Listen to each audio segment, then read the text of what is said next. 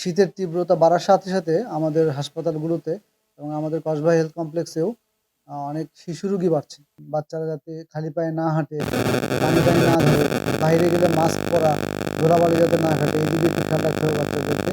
এবং খালি পায়ে হাঁটানো উচিত হবে না, এবং ঠান্ডা বাতাসে কোনো মতেই বের করা উচিত হবে না, এবং গরমের মধ্যে রাখতে হবে, এবং পুষ্টিকর খাবারের দিকে একটু গুরুত্ব দিতে হবে শিশুদের ক্ষেত্রে। এবং বড়দের ক্ষেত্রেও এটা, বিশেষ করে শিশুরা এবং যারা অধিক বয়স, আমাদের বয়োবৃদ্ধ যারা, তাদেরকেও সাবধান রাখতে হবে। এই শীতকালে